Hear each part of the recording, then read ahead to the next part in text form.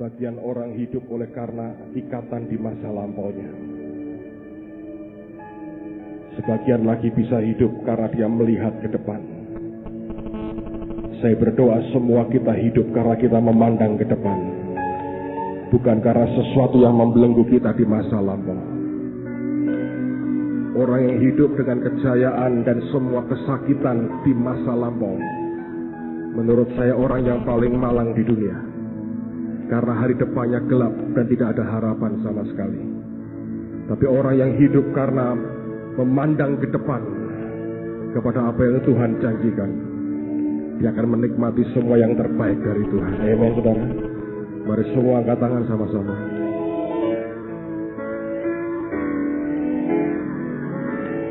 My God, di depan ada dulu kembali masing-masing. Silakan depan.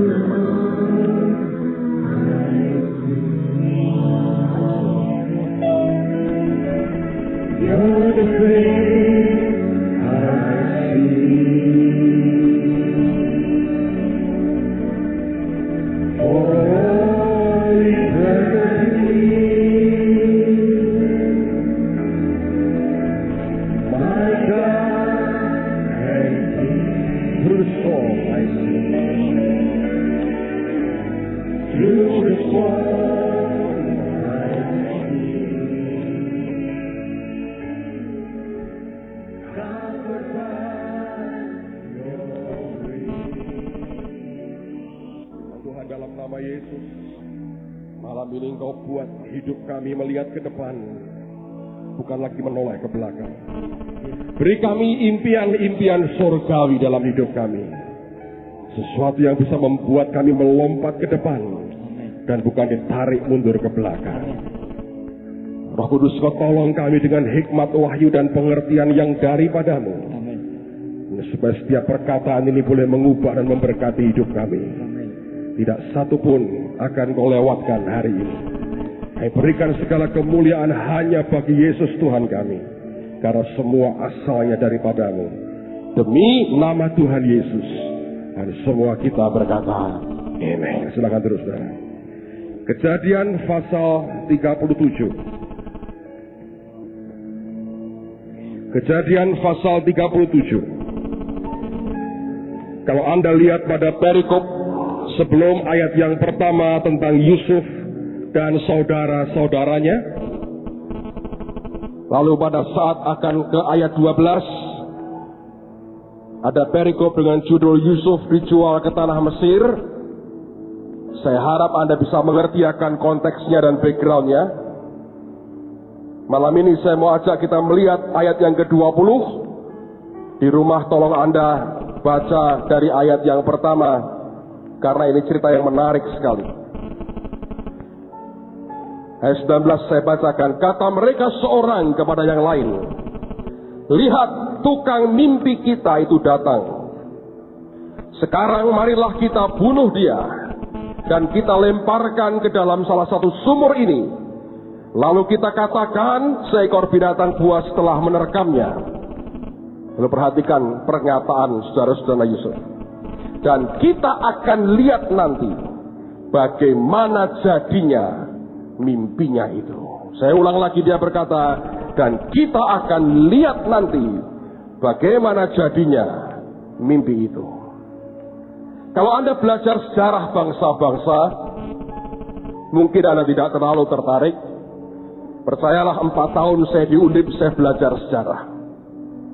Tidak ada satu bangsa yang seunik yang namanya hari ini bangsa Israel.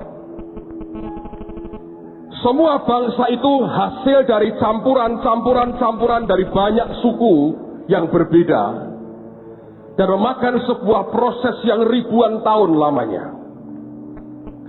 Hanya satu bangsa yang paling unik yang namanya Israel, yang murni lahir dari satu keluarga, dari Abraham, Ishak, dan Yakub. Dan kemurnian garis mereka dan darah mereka terpelihara sampai dengan hari ini. Anda boleh sebut bangsa manapun di dunia, tidak ada yang seperti bangsa ini. Yang jelas siapa nama orang pertama yang melahirkan akan bangsa ini. Dan bangsa ini bukan lahir karena sebuah kebetulan atau proses alamiah, tapi lahir karena dibidani oleh Tuhan sendiri. Yakub dan keluarganya, 12 anak lakinya, dari situlah cikal bakal yang namanya bangsa Israel. Yang membidani mereka adalah Tuhan sendiri. Menarik sekali bagaimana Tuhan, istilah saya, meminjam tanah Goshen di Mesir sebagai suatu kandungan bagi lahirnya bangsa pilihan Tuhan. Yakub dan anak-anaknya pindah ke tanah Mesir, dan disitulah mereka selama kurang lebih 400 tahun. Mereka beranak pinak begitu banyak. Dari kelompok keluarga yang tidak terlalu besar, akhirnya lebih dari 2 juta orang beranak pinak di tanah Mesir. Dan Tuhan mempergunakan Mesir sebagai kandungannya. Bagaimanapun, Tuhan sendiri yang membidani lahirnya umat pilihan itu.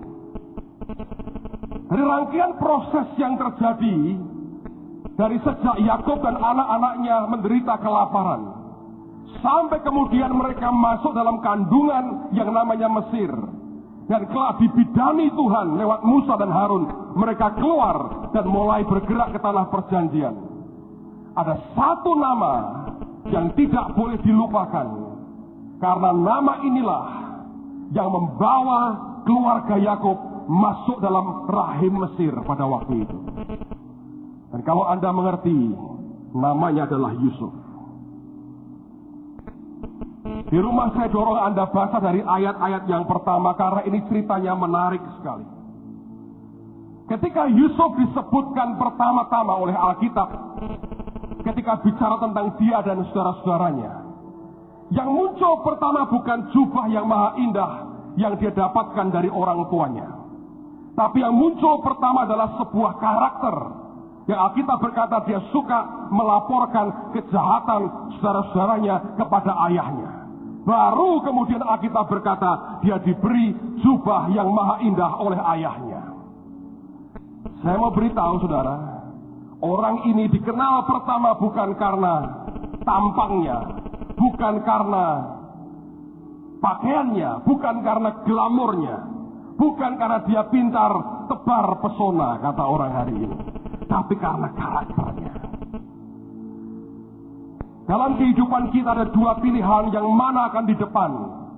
Kenyamanan dengan pakaian yang maha indah, dengan perhatian dan care dari ayah kandung kita, orang tua kandung kita, dan kita berhenti sampai di situ, dan kita menjaga semua rasa aman dan damai dengan orang lain dan dunia. Atau kita akan berkata, aku berdiri dalam kebenaran Tuhan, sekalipun itu membuat sebuah resiko yang tidak kecil dalam kehidupannya. Kalau Anda baca, menarik sekali. Sebelum dia dapat mimpi, dia dibenci oleh saudara-saudaranya. Orang yang dikasihi orang lain lebih, maka Anda akan menuai kebencian dari orang lain. Tapi kemudian ketika dia mulai dapat mimpi, perkataannya bukan cuma dibenci. Alkitab berkata mereka sangat benci dan mereka makin benci. Orang yang dibela manusia, Anda bisa menuai kebencian dari orang lain. Tapi kalau engkau dibela Tuhan, engkau bisa sangat dibenci dan makin dibenci oleh orang lain. Itu fakta yang buat saya tidak masuk akal, tapi kenyataannya memang seperti itu. Dan Alkitab mengajarkannya seperti itu.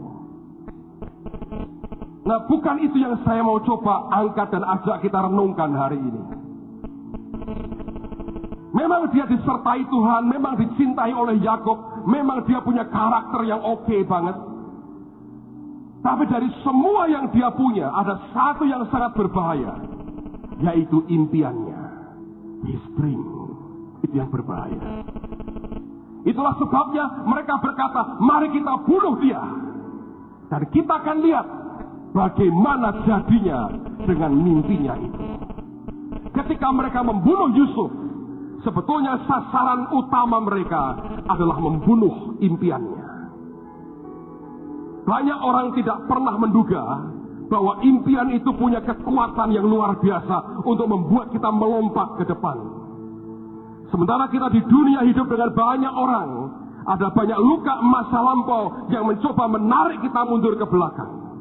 Tapi orang yang punya impian dan impiannya dari Tuhan, dia akan lompat ke depan. Dan itu yang dikenal betul oleh musuh kita. Yusuf ditakuti bukan karena jubahnya, bukan karena bapaknya bela dia. Mereka membenci dan sangat membenci dan makin membenci karena impiannya.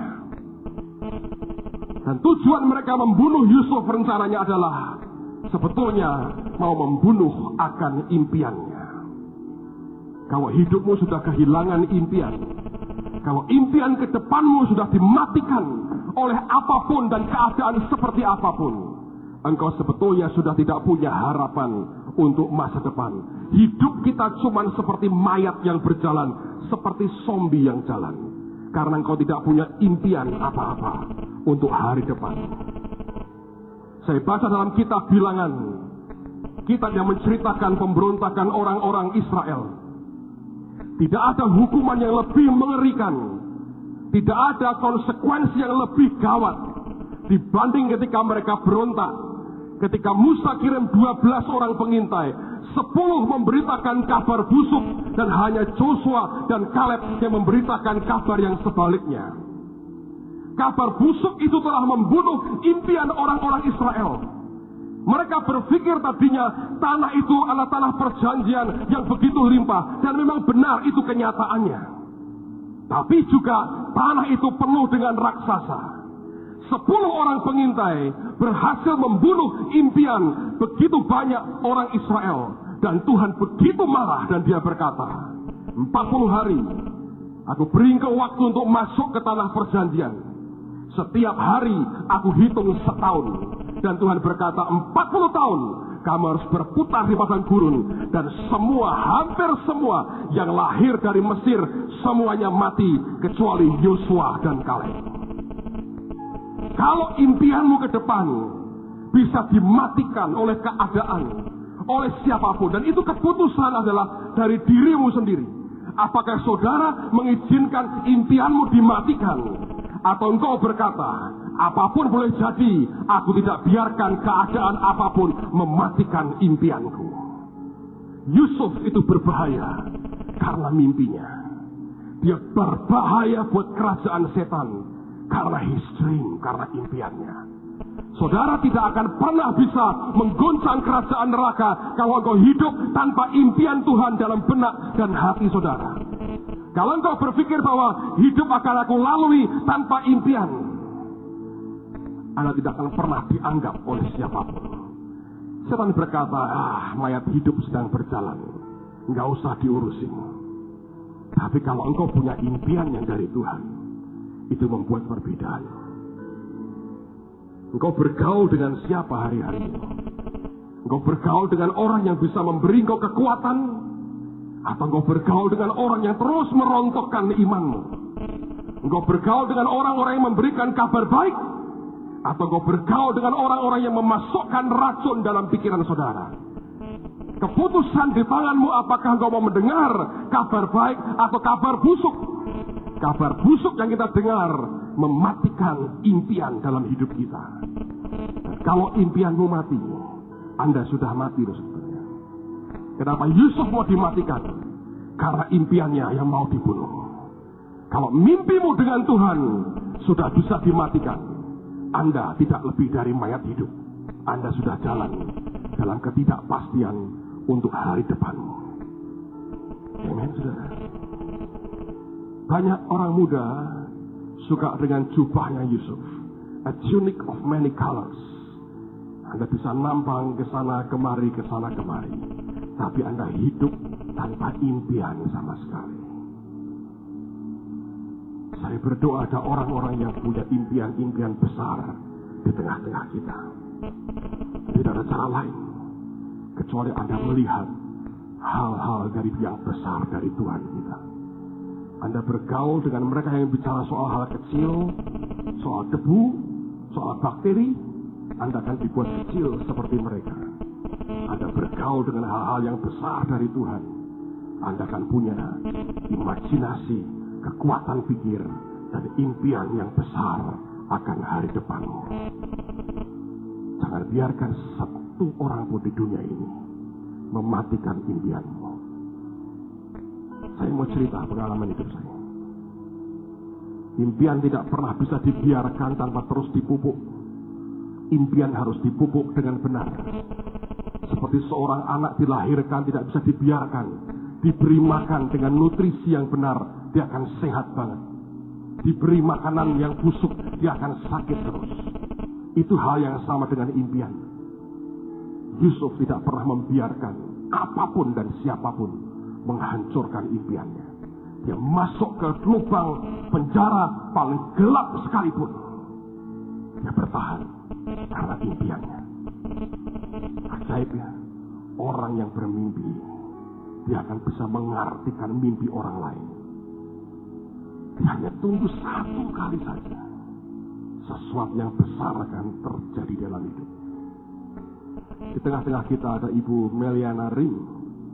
Beliau istri dari almarhum Bapak Yeremia Ring. Dulu kami panggil dia Kak Yer. Yang lebih akrab panggil dia Brewok, karena dulunya brewok sekali. Beliau bawa buku tentang kisah hidup dari Pak Yeremia Ring. Saya ikut memberikan beberapa komentar singkat. Kami cukup dekat ketika beliau masih aktif dalam pelayanan. Saya masih ingat beliau dipanggil pulang waktu saya masih di Amerika. Dan Pak Timotius ikut hadir pada waktu upacara pemakaman. Saya mau cerita tentang Pak Yeremia Rim sedikit, mumpung ada istrinya di sini. Saya lupa apakah saya ceritakan waktu di interview itu, tapi ini menarik. Ketika saya dipanggil jadi hamba Tuhan, zaman itu beda dengan sekarang. Sekarang banyak pengusaha ambil lahannya pendeta, karena kerja di luar bangkrut terus, khotbah sekarang. Oh ya, pertama-tama nggak mau terima persembahan. Lama-lama kalau kecepet dia terima juga. Wah, saya tidak keberatan dengan itu. Itulah urusan masing-masing. Dulu tidak. Dulu kalau orang dipanggil jadi pendeta, Anda harus punya pikiran bahwa engkau akan puasa karena terpaksa, dan istrimu pakai pakaian putih-putih dengan sepatu pantofel, ya, dengan dikuncir begitu. Saya kawin sama Butina, dia mau begitu. My goodness, no way man, no way. Dan zaman dulu orang pakai naik sepeda motor hampir nggak ada. Zaman ketika saya jadi hamba Tuhan, nah, di tengah-tengah keadaan begitu, hati saya berkobar-kobar untuk Tuhan. Dan dulu orang harus sekolah Alkitab bertahun-tahun, kalau tidak ya training di mana, di sini sana sini dengan makanan yang luar biasa lah prihatinnya. Anda tidak pernah bisa bahkan berani ngelamar anaknya orang lah saudara, kecuali orang-orang yang sama. Anda ngelamar anaknya pendeta, sudah biasa susah, Anda akan diterima lamarannya. Di luar itu nggak mungkin lah, banyak hal nggak bisa. Orang-orang yang cukup dekat, yang saya lihat di sekitar saya, tidak ada yang memberikan kesaksian bahwa ikut Tuhan akan luar biasa. Well, zaman berubah. Sekarang yang jadi pendeta banyak banget. Di mana-mana orang masih punya bisnis, masih punya usaha. Dia pakai PDM, PDT, PDP, apalagi evangelis, reverend, the most reverend. Siapapun lah, terserah. Aku nggak tahu kenapa begitu, karena mungkin menarik buat mereka bahwa ini sesuatu yang different. Artinya saya mau berkata para pendeta sudah berhasil mempromosi jabatannya begitu rupa, sehingga banyak orang kepingin jadi pendeta hari-hari ini. Tapi zaman itu beda sekarang. Susah, saudara. Saya tahu beberapa orang naik sepeda. Kadang-kadang mereka bagian dari gereja besar, tiap hari ngantor di gereja, terus ketemu majelis yang tengik-tengik. Anda tahu majelis tengik? Ngomongnya gede, dibentak-bentak pendetanya. Kalau ngomong tajam, gara-gara dia punya uang aja. Dan orang-orang ini digaji sekedarnya, diatur orang. Khotbah begini disalahin, itu disalahin. Suruh khotbah sendiri belepotan. Saya lihat gitu, saudara. Karena dari kecil rumah saya dipakai untuk sekolah minggu dan saya tahu cukup banyak lah. Orang tua saya juga aktif banget di gereja. Saya dengar semua cerita itu saya dengar. Saya bertobat tahun 79, bulan Maret. Bulan Agustus saya kenal dengan Kak Yer, tahun 79 itu, bulan Agustus. Dan itu ada namanya Malam Anugerah. Ada 2-3 ribu orang kaum muda bertobat, terima Tuhan Yesus. Ajaib sekali. Ada hal yang berbeda loh dari hidupnya. Tapi ini yang membuat impian saya tidak pernah surut, bahkan makin berkobar-kobar. Mungkin beliau tidak pernah tahu apa yang terjadi. Satu hari di Semarang. Kalau ke Semarang tidak pernah, jarang kami undang. Sekarang kan harus diundang. Meminta Bapak untuk bicara. Dulu enggak, dia datang sendiri. Kalau datang dia telepon, kita kumpul. Datang di rumahnya, di sekarang GBI Gajah Mada tempatnya Pak Sebaja. Kumpul di situ. Lalu dia sharing firman. Enggak ada persembahan, enggak ada. Kita orang sekolah semua. Ngumpul aja 2-3 hari, terus dia pergi kemana. Satu hari setelah kumpul-kumpul, beberapa saat, dia mau ke Jakarta. Zaman dulu juga jarang orang naik pesawat terbang. Jarang banget. Saya masih ingat dulu waktu kecil, dia sering diajak orang tua saya nonton pesawat take off dan landing, saudara. Sekarang saya sering ditonton orang, tapi dulu saya suka nonton. Makanya suka nonton yang besar-besar. Kelak Anda akan ditonton, saudara. Naik begitu sampai sekarang kan masih ada tuh di Ahmad Yani. Saya masih ingat saya dengan seorang teman yang seorang dari dokter, antar dia ke airport, dia mau ke Jakarta. Nggak ada reservasi tiket, nggak ada, pokoknya ngantri, beli tiket di situ, bayar. Saya orang yang bawain tasnya dia. Lalu kemudian kan antri ya sambil ngobrol, ngantri begitu. Kira-kira kurang 2 atau 3 orang di depannya dengan loket. Saya nggak tahu sengaja atau tidak. Mungkin aku rasa sengaja, rada pamer sedikit sih kadang-kadang orangnya. Kalau aku pernah dipameri duitnya di bank loh, si Milian. Serius loh. Aku ke Surabaya, dia ajak aku ke bank. Dia ngomong gini, wah gua rugi. Dolarku baru tak tukar, ini dolar naik, aku rugi. Ini duitku sekian katanya. Aku nggak tahu tuh, ngerti nggak punya uang di bank. Aku ditawari, aku dipameri dia. Saya nggak tahu kenapa Pak Yeremiarim dengan saya itu suka pamer, tapi itu bagus, saudara. Feeding my dream, saudara. Anda ngerti? Ini yang terjadi. 2-3 orang di depan saya, dan kemudian dia keluarkan dompetnya begini. Dia keluarkan bukan begini-begini, saudara. Di depan saya begini. Lah dia begini kan ya saya lihat. Banyak loh duitnya. Itu dompet penuh. Lebih tebal dari dompet saya. Kok bisa ya? Duitnya banyak. Saya bilang, ini pendeta asik juga ya. Duitnya banyak. Banyak duitnya. Saya lihat semua yang lain susah lah. Recehan.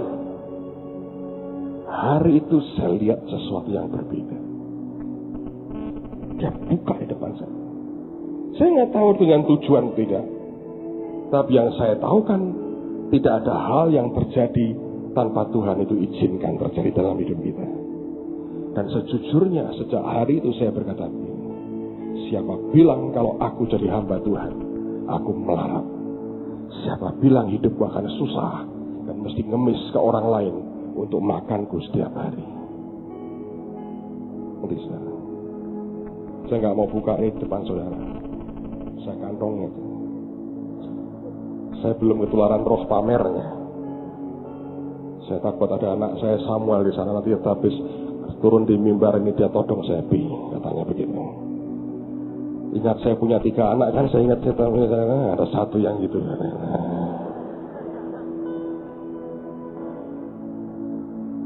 Yang bahaya itu kalau Anda masih punya impian. Saudara masih punya impian? Kalau engkau lihat kenyataan hari ini, orang tua nggak punya apa-apa, sekolahku seperti ini. Di Surabaya itu gudangnya orang aneh menurut saya. Itu ada namanya Pak Alex Abraham, punya gereja Betani Nginden. Orang besar itu selalu punya keanehan-keanehan tersendiri. Jadi kalau Anda normal, Anda ditakdirkan jadi wong cilik, saudara. Kalau Anda rada aneh gitu ya, aneh gitu, mungkin Anda jadi orang besar atau memang aneh, saya nggak tahu. Ada yang memang aneh karena aneh, tapi memang memang aneh. Itu kayak Yusuf itu kan aneh. Coba lihat di Alkitab. Saya tadi malam baru baca Alkitab, saudara. Kita ngomong dari hati ke hati. Saya tidak ngajari Anda jelek. Dibaca di Matius pasal pertama. Itu silsilah tentang Tuhan Yesus. Hanya ada 5 wanita di situ yang disebut. Yang lain semua pria. Dan 5-5-nya, 4 diantaranya gawat. Tahu yang pertama siapa? Rahab. Siapa itu? Pelacur. Ada Ruth. Tahu yang dia buat? Nyusup ke tendanya, kamarnya laki-laki malam hari. Tamar jadi pelacur, bersetubuh dengan mertuanya. Batseba, horor banget. Yang paling oke cuma satu, Maria, ibu Yesus. Yang 4 gawat semua. Karena saya pikir aneh memang. Pak Alex Abraham itu membahasakan dirinya bukan goblok, tahu apa? Hoflok. SD itu bertahun-tahun tidak lulus. Kok goblok bukan hoflok? Tapi tidak ada satupun mungkin di antara Anda yang berani berkata hari ini, memang goblok kok dia. Tapi sekolah, kurikulum Republik Indonesia membuktikan dia goblok. Ganti menteri PDANK berapa kali, tetap tidak lulus SD. Itu lulusnya itu lulus disiksa, saudara. Hari ini kalau Anda lihat kartu namanya profesor, doktor, dia kadang-kadang malu. Dia berkata, hoflok kok profesor, doktor. Cuman itu orang punya impian.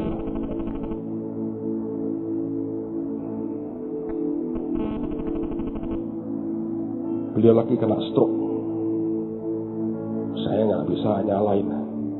Anda tahu impiannya? Bangun menara tertinggi di dunia dengan biaya 2,5 triliun. Stroke. Sebentar tok, sehat lagi. Hanya harus puasa bicara. Saya baru ketemu dia 2 minggu lalu di Surabaya. Ngomong oke, tapi belum bisa khotbah. Stroke. Nyerah gak, saudara? Ngomong gini, ternyata setelah aku stroke, proyekku jalan terus. Wah, ini semangat aku, jalan terus. Ya, aku bilang, saya pikir dia akan berhenti. Impian akan membuat kita tidak pernah bisa berhenti. Bahkan mati pun Anda senyum karena memikirkan impian ketemu dengan Yesusmu yang luar biasa. Kalau engkau membiarkan sesuatu atau apapun, siapapun membelenggumu dan menarik engkau ke belakang, kepasin, saudara. Kalau engkau sampai dimatikan impian, Anda sudah mati sebenarnya. Anda tidak hidup lagi. Saya berdoa, simple. Jangan biarkan apapun mematikan impian. Amen, saudara. Miliki impian Tuhan sampai kapanpun. Tutup Alkitabmu. Mari berdiri sama-sama. Saya berdoa Tuhan berikan impian hari dalam hidupmu. Saya berdoa Tuhan berikan impian dalam hidupmu. Mari semua berdiri sama-sama. Jangan biarkan siapapun mematikan impian, saudara. Anda bergaul dengan orang-orang yang punya impian besar, Anda akan ketularan punya impian besar. Anda bergaul dengan loser, orang-orang kalah, orang-orang negatif, orang-orang yang hanya mengkritik, orang-orang yang hanya jelekin orang, yang memberitakan kabar busuk, Anda akan dengan cepat terkontaminasi juga. Minggu-minggu ini merupakan minggu-minggu yang padat sekali buat saya. Minggu depan kita sudah ke Papua. Saya pulang hari Minggu. Senin atau Selasa saya akan terbang ke Beijing dan Mongolia. Saya bicara beberapa hari dengan Peter Yangren di Ulaanbaatar, ibu kota Mongolia, negaranya Genghis Khan. Saudara tahu siapa yang taruhkan itu impian untuk jadi berkat bagi bangsa-bangsa? Tiba-tiba saya ingat aja. Satu hari saya khotbah di Surabaya. Dan Pak Yirim Yarim panggil saya ke rumahnya. Saya ke rumah dia. Kami ngobrol dan dia berkata begini. Aku punya undangan ke Malaysia. Itu tahun 89. Awal 89. Dia bilang, aku ada undangan khotbah di kota Kinabalu. Hari-hari itu tahun-tahun dia paling populer bagi orang-orang sidang Injil Borneo di kota Kinabalu. Tiap tahun mereka minta Pak Yirim Yarim melayani. Dan dia berkata begini, tapi tahun ini aku nggak bisa. Dia bilang aku padat sekali. Mereka maksa telepon aku tiap hari. Dan kalau mereka buat konferensi itu konferensi besar, saudara. Ribuan anak-anak muda dari seluruh Sabah kumpul. Dan dia berkata pada saya, aku minta kamu gantiin saya.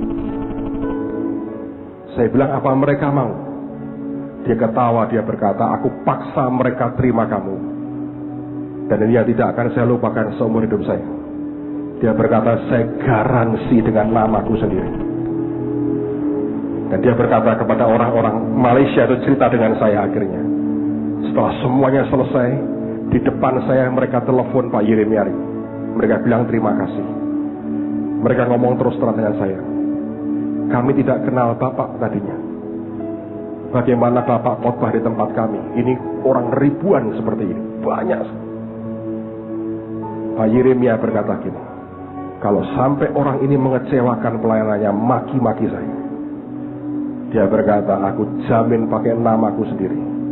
Kalau dia khotbah jelek, maki-maki saya. Untung hari itu saya khotbah lumayan, saudara. Nggak kayak biasanya.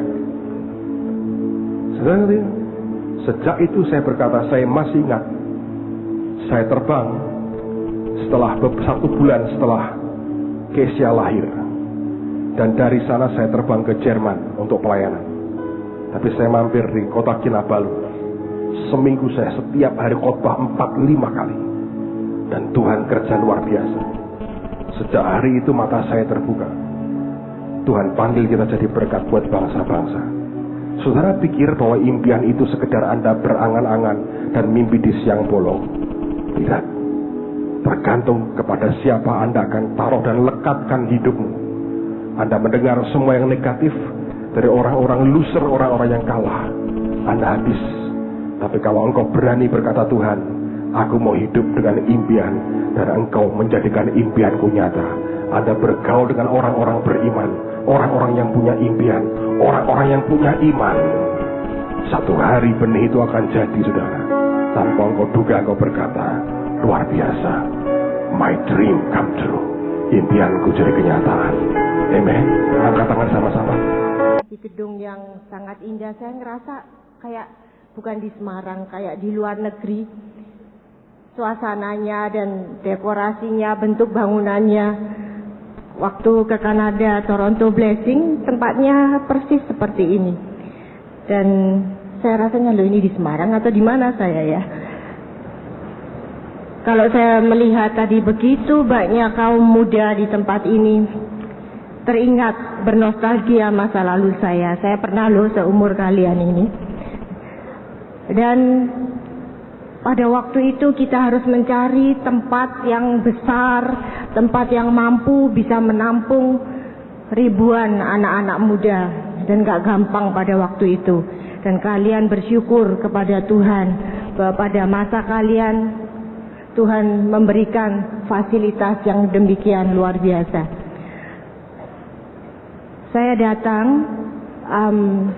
dengan memperkenalkan buku tentang Jeremia Rim yang tadi sudah disebut oleh Gembala di tempat ini, Pak Petrus Agung. Dan buku ini adalah buku yang kedua mungkin ya, yang saya tulis. Yang pertama saya dulu pernah menulis buku Tamburin, itu tahun 85, 87 mungkin. Dan ini lain, buku adalah tentang suami saya. Saya berani menulis tentang beliau karena saya merasa saya yang paling dekat dengan beliau tentunya. Dan buku ini tebalnya 181 halaman saja. Tetapi dalam membuatnya ini ternyata tidak sesederhana yang saya pikirkan. Saya pikir membuat buku itu cukup saya dengan co-writer yang menolong saya, kemudian dengan penerbit itu saja. Ternyata tidak sesimpel itu, perlu narasumber, perlu mentor. Dan salah satu narasumbernya adalah Pak Petrus Agung, karena saya tahu persis beliau itu dekat sekali dengan Jeremia Rim semasa hidupnya, dan Semarang merupakan salah satu tempat yang paling sering dikunjungi. Dan key personnya, kontak personnya Petrus Agung. Kemudian kalau manggil siapa? Om, Kak, Bapak, Timotius, Adrian, Kak Eli itu dulu singer yang tiap kali ada KKR dia selalu tampil. Kemudian ya itu yang ada di tempat ini. Dan saya melihat sangat berbangga dan bersukacita bahwa impian mereka, impian Pak Petrus menjadi satu kenyataan. Dan Jeremia Rim adalah, kalau saya boleh katakan, dia adalah the man of vision. Kenapa saya menuliskan buku ini? Apa tujuannya? Apakah untuk popularitas, supaya saya populer, terkenal gitu ya, kayak selebriti? Apakah untuk cari duit? Semua orang hidup perlu duit, karena duit untuk makan dan kebutuhan sehari-hari lainnya. Ternyata tujuan saya menulis buku adalah pertama-tama untuk anak saya, Jeremy dan Elizabeth.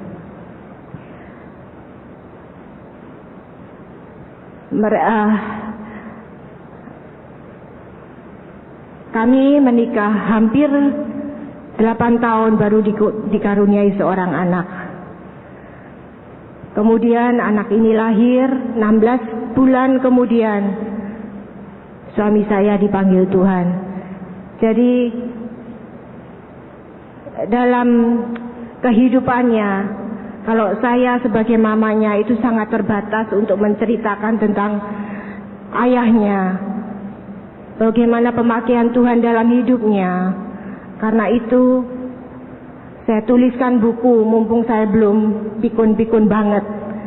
Jadi supaya anak-anak saya bisa mengenal dan mengenang bapaknya.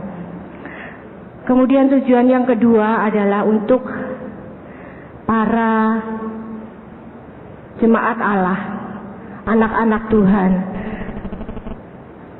supaya buku ini dalam kehidupan Jeremia Rim yang tertulis di sini bisa memotivasi dan memberikan semangat.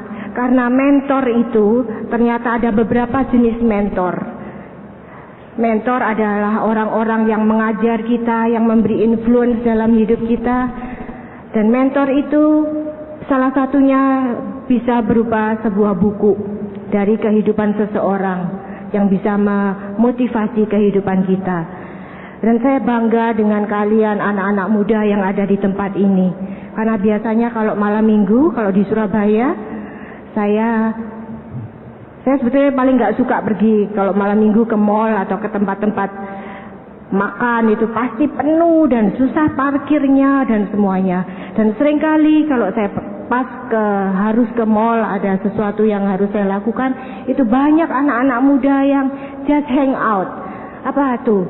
keluyuran gitu ya, tidak ada tujuannya dan sia-sia. Makanya saya sangat bersyukur, tadi hati saya penuh dengan ucapan syukur kepada Tuhan melihat pemuda-pemudi di tempat ini yang dengan sungguh-sungguh, dengan antusias mencari wajah Allah, memuji dan menyembah Allah. Dan buku ini harapan saya bisa menjadi salah satu pendorong memotivasi anak-anak muda, karena kehidupan beliau bertobat kepada Tuhan itu pada usia 15 tahun, kemudian 17 tahun dia mulai belajar melayani Tuhan, kemudian umur 19 tahun dia menyerahkan dirinya kepada Tuhan seutuhnya, dan dia sudah mulai pergi ke beberapa negara di luar Indonesia untuk melayani Tuhan, dan Tuhan memakai dengan luar biasa. Latar belakangnya adalah seorang anak desa yang tidak mempunyai fasilitas apapun. Backgroundnya, orang tuanya bukanlah orang tua yang Kristen, dan dari keluarga yang bukan berkecukupan, dan tanpa fasilitas apapun yang membacking dia di dalam keluarganya, Tuhan bisa memakai hambanya ini. Jadi itulah tujuan saya untuk menuliskan buku ini. 181 halaman, tapi menyelesaikannya saya membutuhkan waktu yang tidak kurang dari 5 tahun. Karena pertama tadi ternyata tidak sesimpel itu penulisan buku, dan yang kedua adalah emotional problem yang saya hadapi saat itu. Sebab kepergian beliau begitu mendadak, dan saya sebagai istri yang sangat tergantung kepadanya, itu merupakan suatu pukulan yang sangat berat bagi saya. Seakan-akan waktu itu saya sudah tidak punya impian lagi dalam hidup saya, masa depan saya sudah gelap, saya merasa tidak ada masa depan lagi. Dan buku ini sebagai salah satu juga proses penyembuhan batin saya, proses penyembuhan kedukaan saya, dan Tuhan luar biasa memimpin sampai akhirnya buku ini jadi juga. Dan karena itu, kalau saudara-saudara mempunyai buku ini, memiliki buku ini, jangan lewatkan selembar pun daripada buku ini. Sampai daftar isinya pun jangan dilewatkan untuk membaca. Apalagi di halaman 175, di situ ada penuturan narasumbernya dari Pak Petrus Agung. Banyak sudah yang membaca buku ini memberikan masukan kepada saya. Salah satunya ada beberapa yang mengatakan bahwa saya sungguh diberkati, api dan urapan Tuhan begitu terasa. Jeremia Rim itu all out banget untuk Tuhan Yesus. Mengenai visi sangat jelas sekali, semangatnya, api urapannya, karena ketaatannya dan harga yang harus dibayar demikian besar. Bangga ya mempunyai hamba Tuhan seperti dia. Kemudian ada yang mengatakan bahwa buku ini menginspirasikanku untuk lebih militan, disiplin, dan memberitakan Injil. Ada yang bilang saya cuma dengar tentang Jeremia Rim, tapi setelah baca bukunya ternyata dia bukan anak panah, tetapi peluru kendali katanya. Kemudian ada yang bilang saya sudah baca bukunya berurut bab per bab, sebelumnya selintas-selintas, bagus, membangkitkan semangat kembali. Saya belakangan ini kendor doanya, sekarang apinya menyala dan visi itu kembali hadir. Impian itu perlu ada pada kita. Ada banyak contoh yang kita bisa panutin. Dan hari ini Tuhan ngatur demikian indahnya. Tuhan membuktikan pemeliharaannya dalam hidup kami selama ini. Hari ini adalah hari ulang tahun anak saya, Jeremy Lemuel Rim Junior. Dan saya rasa bagi dia adalah momen yang tidak akan terlupakan seumur hidupnya, karena dirayakan di jemaat yang luar biasa, di gedung yang indah ini. Dan pasti dedinya bangga dan bahagia melihat dia di sini di tengah-tengah om dan tantenya yang sangat luar biasa, diberkati Tuhan dan dipakai Tuhan. CR mau ke depan, mau say something?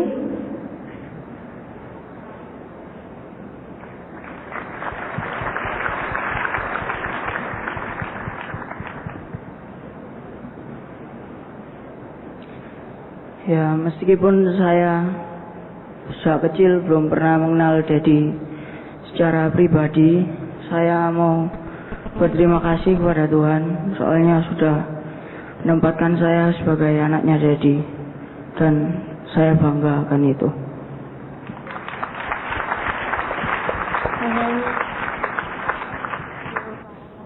Salah satu visi beliau adalah tetap hidupnya itu bisa berguna sampai sekalipun dia sudah pulang ke surga. Dia mengatakan kalau nanti bisa didengarkan dari CD audionya bahwa meskipun saya sudah tidak ada di muka bumi ini lagi, tetapi saya bisa memberkati melalui kaset, melalui buku-bukunya yang akan dituliskan tentang beliau, itu bisa memberkati. Dan karena itu semua penjualan buku akan saya serahkan, persembahkan kepada gereja di tempat ini. Tuhan memberkati. Terima kasih.